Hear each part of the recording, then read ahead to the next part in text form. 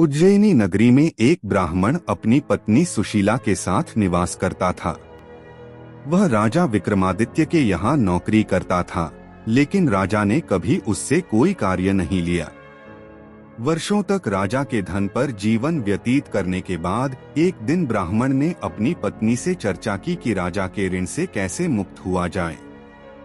सुशीला ने सुझाव दिया कि वह स्वयं राजा से कोई कार्य लेने का आग्रह करे। ब्राह्मण राजा विक्रमादित्य के पास पहुंचा और अपनी चिंता प्रकट की।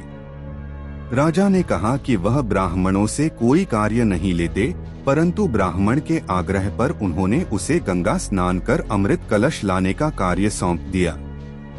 गंगा स्नान के लिए प्रस्थान करने से पहले ब्राह्मण ने अपनी मूर्ति बनवाई और उसे घर में स्थापित कर दिया ताकि उसकी पत्नी बिना उसके दर्शन किए भोजन न त्यागे। एक दिन दुर्भाग्यवश पड़ोस में आग लग गई, जो धीरे धीरे उसके घर तक पहुंच गई।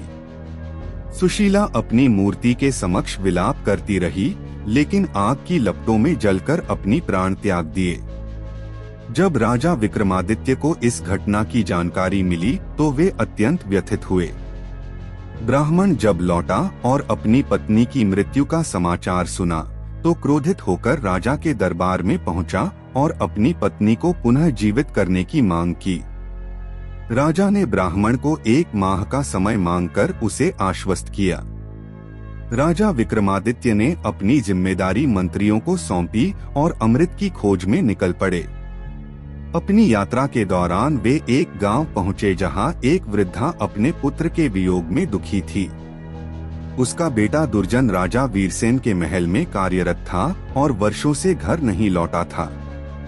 विक्रमादित्य ने वृद्धा को आश्वासन दिया कि वह उसके पुत्र को वापस लाने का प्रयास कर। राजा वीरसेन हर रात एक रहस्यमय देवी के मंदिर में जाता था, जहां देवी उसे उबलते तेल के कड़ाह में डालकर भूनती और फिर अमृत से पुनः जीवित कर देती थी। विक्रमादित्य ने इस रहस्य को जानने के लिए वीरसेन की जगह लेने का निश्चय किया। उन्होंने अपने शरीर में मसाले भरकर देवी को धोखा दिया और स्वयं को देवी के समक्ष प्रस्तुत किया। देवी ने विक्रमादित्य को खाकर प्रसन्नता प्रकट की और उन्हें 3 वरदान मांगने को कहा। विक्रमादित्य ने देवी से अमृत कलश, अक्षय झांझर और देवी के मंदिर से प्रस्थान करने का वरदान मांगा। देवी ने इन वरदानों को स्वीकार किया और चली गई।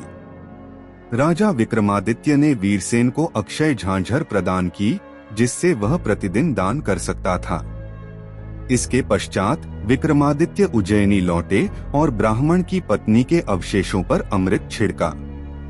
वह पुनः जीवित हो उठी। ब्राह्मण और उसकी पत्नी ने विक्रमादित्य के चरणों में गिरकर आभार व्यक्त किया।